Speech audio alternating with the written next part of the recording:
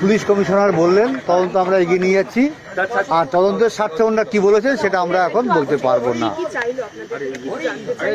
হ্যাঁ, অনেক কিছু জানতে চেয়েছেন, কিন্তু সেগুলো বলা যাবে না এখন। আমরা তো সবসময় সরকারের ওপর, পশ্চিমবঙ্গ সরকারের ওপর আস্থা রেখেছি, সুতরাং পুলিশ কমিশনারদের ওপরও আস্থা রেখেছি।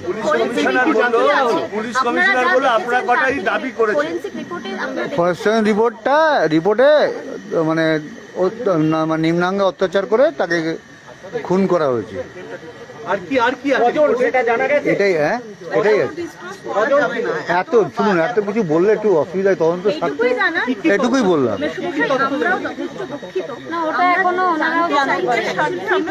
তদন্তের সঙ্গে সব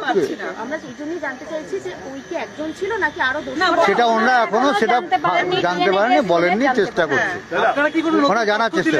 আপনারা কোনো দাবি জানালেন? বললেন যে আপনারা একটা দাবি জানিয়েছে। দাবি জানিয়েছি বলতে আমরা কতগুলো ইনফরমেশন, বিচারের দাবি তো চেয়েছি, আর আমরা কতগুলো, এখন আমাদের মাথাটা একটু ঠান্ডা হয়েছে, আমরা তো কিছু কিছু জানি। আমরা পুরো টেস্ট ডিপার্টমেন্টের তদন্ত জানি, পুরো টেস্ট ডিপার্টমেন্টের উপরেই আমরা সন্দেহের মধ্যে রেখেছি। টেস্ট মেডিসিন ডিপার্টমেন্ট আরো জড়িত আছে নিশ্চয়ই, আমার মনে হচ্ছে, এখন আমাদের মনে হচ্ছে ভিতরের লোক জড়িত আছে। করেছে, সে অনেক কিছু বলেছে, তার উপরে কি মনে হচ্ছে যে সে জড়িত ছিল? আপনাদের কি মনে হয়? তাকে যে সুপারি দেওয়া হয়নি তার কি গ্যারান্টি আছে?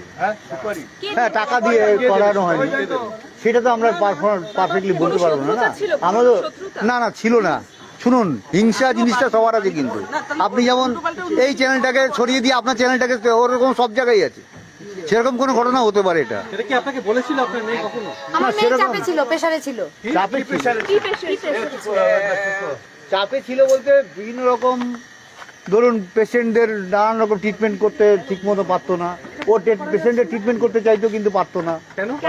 পারতো না, উপর থেকে বাধা, যারা সিনিয়র ডাক্তার তারা সহযোগিতা করতো না ঠিক মতো, নানান রকম ভাবে। সেটা তো আমরা তো টোটাল হিস্ট্রিতে জানি না। আমার মেয়ে বলতো আমার আরজি করে যেতে আর ভালো লাগে না। আরজি কেন করতে পারে না, কাজ ঠিক মতো করতে পারে না। না না না না না, র্যাগিং এর শিকার হয়নি। ওর উপর একটু প্রেশার ছিল, কাজ বেশি, নাইটে ডিউটি থাকতো, তার স্লিপ রুম ছিল না, এসব চাপ ছিল তার। পাঁচজন কোনো না, আমার 4টে ছেলে 1টা মেয়ে যদি হয়, তার কতটা অসুবিধা হয় সেটা ভাবো। তার কোনো স্পেশাল ঘর, আলাদা ঘর ছিল না। 4টে ছেলে একসঙ্গে ডিউটি করছে, 5টা, একটা মেয়ে, সে কি করে থাকে? 4টে ছেলে একসঙ্গে ডিউটি করছে, 5 জন ডিউটি করছে, তার মধ্যে 4 জন ছেলে 1 জন মেয়ে। সেটা একটু অসুবিধা হয়, রাত্রিবেলা থাকতে গেলে অসুবিধা হয় না। সেটা তো সবসময় বলতো, উদ্বোধন কর্তৃপক্ষের জানানোর মতন ব্যাপার ব্যবস্থা আর ওখানে নেই।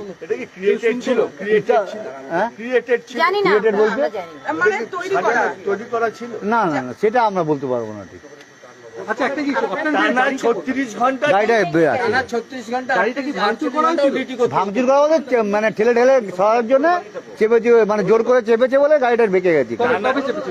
সেটা যদি ডেড বডি নিয়ে আসছিলাম তখন, এটা পুরনো খবর হয়ে গেছে। আমরা এত কিছু বলতে পারবো না, আমরা সঠিক তদন্ত চাই আর দোষীর শাস্তি চাই। চরম শাস্তি, আমরা সহযোগিতা করবো যদি কোনো প্রয়োজন হয়।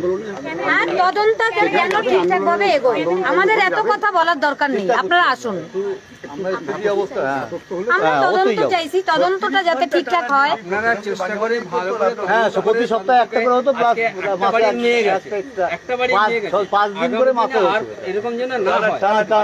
শুনতে তো বুঝতে তো পারছেন যে আজকে কি অবস্থা হচ্ছে মেয়েদের।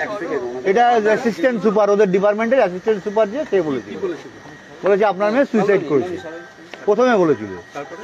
কিন্তু পরবর্তীকালে গিয়ে আমরা তো দেখলাম, এবং মমতা ব্যানার্জি ফোন করার পরে বিষয়টাকে টোটালি। কে বলেছেন? Additional super? হ্যাঁ, ফার্স্টে কে ফোন করে বলেছিলেন যে আপনার মেয়ে সুইসাইড? Assistant super. আচ্ছা, কি নাম আপনি জানেন? না, নামটা জানি না, ওনার সম্বন্ধে কিছুই জানি না। উনি নিজের পরিচয় কি দিয়েছেন? অ্যাসিস্ট্যান্ট সুপার বলেই পরিচয় দিয়ে ফোন করে বলেছিলেন, কিন্তু উনি অ্যাসিস্ট্যান্ট সুপার না অন্য কিছু আমি কিছু জানি না। পুরো পোস্টমর্টম রিপোর্টটা আপনাদের দেওয়া হয়েছে, তাতে কি কি উল্লেখ আছে?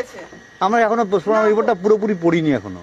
আচ্ছা, আর এইসব মেডিকেলের ছাত্র ছাড়া সমস্ত কিছু বোঝাটাও তো মুশকিল না, সেটা তো আপনি নিশ্চয়ই বুঝতে পারছেন।